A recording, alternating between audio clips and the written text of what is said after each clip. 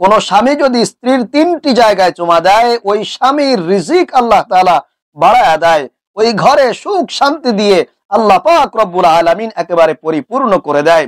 ওই ঘরে বৃষ্টি যেমনই ভাবে বর্ষিত হয়, ঠিক তেমনই ভাবে বৃষ্টির মতো করে আল্লাহ রব্বুল আলামিন ওই ঘরের মধ্যে রহমত, বরকত, সকিনা নাজিল করে দেয়।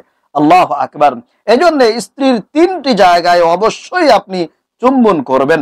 কোন কোন জায়গায় দিবেন আমি আপনাদেরকে বলে দিব। রাসূলুল্লাহ সাল্লাল্লাহু আলাইহি ওয়াসাল্লাম বলছেন, আদ-দুনিয়া কুল্লুহা মাতা' ওয়া খায়রুল মাতা'id দুনিয়া ইমরাতুস সালিহা। গোটা দুনিয়ার মধ্যে যা কিছু আছে তার সবকিছুই হলো আল্লাহ তাআলার নিয়ামত, আর এর মধ্যে সবচেয়ে শ্রেষ্ঠ নিয়ামত হলো একজন নেককার স্ত্রী।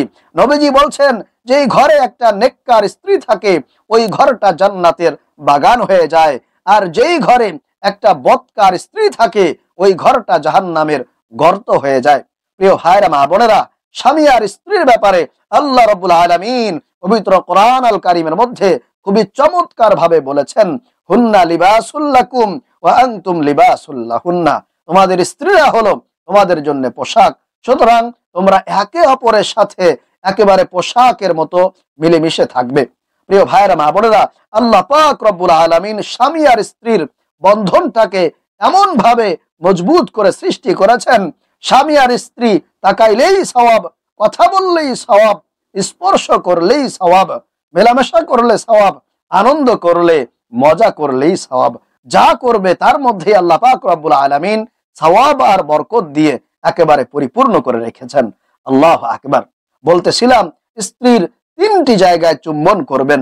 1 নাম্বার উব্বালাতুল আইনাইন, স্ত্রীর 2টা চোখের মধ্যে। যখনই আপনি ঘরে ঢুকবেন স্ত্রীর চোখের মধ্যে 2টা চুম্বন করবেন। যখন ঘর থেকে বের হয়ে যাবেন স্ত্রীর 2টা চোখের মধ্যে চুম্বন করে দিবেন। 2 নাম্বার কুব্বালাতুল খাত্তাইন, স্ত্রীর 2টা গালের মধ্যে চুম্বন করবেন। যখনই আপনি ঘরে ঢুকবেন স্ত্রীর গালে চুম্বন করে দিবেন। 3 নাম্বার কুব্বালাতুল ইয়াদাইন, স্ত্রীর 2টা হাতের মধ্যে চুম্বন করে দিবেন। ভালো করে মনে রাখবেন, স্ত্রীর 2টা চোখে চুম্বন করবেন, স্ত্রীর 2টা গালে চুম্বন করবেন, স্ত্রীর 2টা হাতের মধ্যে চুম্বন করে দিবেন। এটা হলো নবীজির সুন্নাত। মা আয়েশা রাদিয়াল্লাহু তাআলা আনহা বলেন, আল্লাহর নবী যখন ঘরে প্রবেশ করতেন আমাকে সালাম দিতেন, আমাকে চুম্বন করতেন, আমাকে জড়ায় ধরতেন। এজন্য এই আমলগুলো আপনিও করবেন। যদি করতে পারেন আল্লাহ রাব্বুল আলামিন আপনার পরিবার সংসারের মধ্যে এমন ভাবে সুখ শান্তি দিবে, আপনি অবাক হয়ে যাবেন। আপনার কামাই রুজিতে এমন বরকত দান করবেন, আল্লাহ তাআলা আপনাকে একেবারে ধনী বানায় দিবেন। আল্লাহু আকবার। আর যেই সংসারের মধ্যে স্বামী আর স্ত্রীর মধ্যে কোনো মিল থাকে না, মহব্বত থাকে না, ভালোবাসা থাকে না, ওই সংসারে সুখও থাকে না, শান্তিও থাকে না, সংসারে কোনো বরকতও থাকে না। এজন্য মুহাম্মদুর রাসূলুল্লাহ সাল্লাল্লাহু আলাইহি ওয়াসাল্লাম বলছেন, কোন স্ত্রী যখন মারা যায় আর তার স্বামী যদি বলে, আমার স্ত্রীটা অত্যন্ত ভালো মানুষ ছিল, আমাকে অনেক মহব্বত করত, ভালোবাসতো, আমার আদর যত্ন করত, তাহলে নবীজি বলেন ওই স্ত্রীটা জান্নাতি।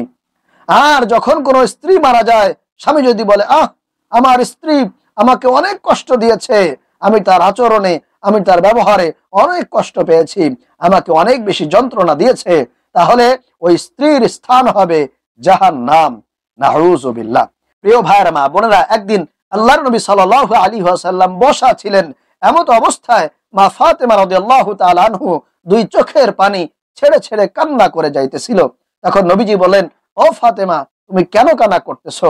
ফাতেমা বলে, আল্লাহর নবী, আপনার সাহাবী আলী আমার উপরে অসন্তুষ্ট হয়ে গিয়েছে, আমার উপরে রাগ করেছে।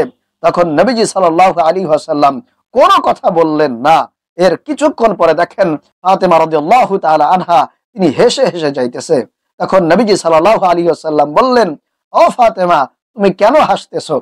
ফাতেমা বলে, আল্লাহর নবী, আপনার সাহাবী হযরত আলী রাদিয়াল্লাহু তাআলা আনহু আমার উপরে খুশি হয়ে গিয়েছে, সন্তুষ্ট হয়ে গিয়েছে। এই কথা শুনে নবীজিও হেসে দিলেন। এরপরে নবীজি বলেন, ফাতেমা, তুমি শোনো, তোমার স্বামী আলী যদি তোমার উপরে অসন্তুষ্ট থাকা অবস্থায় তুমি মারা যাইতা, আমি নবী পর্যন্ত তোমার জন্য সুপারিশ করতাম না।